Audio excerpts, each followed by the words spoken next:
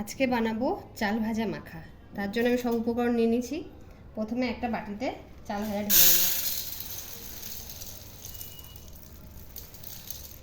এবার এর মধ্যে দেব বাদাম ভাজা, তার মধ্যে দেব ছোলা ভাজা, তারপর দেব গোটা মটর ভাজা, তার মধ্যে দেব ঝুড়ি ভাজা, এরপর দেব শসা কুচি,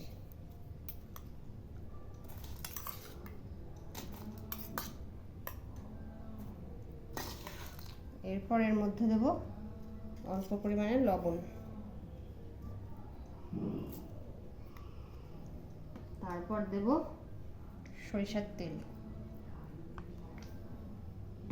এরপর এর মধ্যে দেব অল্প পরিমাণে পেঁয়াজ কুচি, আর দেব অল্প পরিমাণে লঙ্কা কুচি। এবার সবটাকে ভালো মতো মাখিয়ে নেব একসাথে।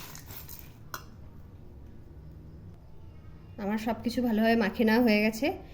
এগুলো দেখো দেখতে কতটা সুন্দর হয়েছে, খেতেও খুব ভালো লাগে। তোমরাও বাড়িতে ট্রাই করতে পারো, ভালো লাগবে। Thank you for watching.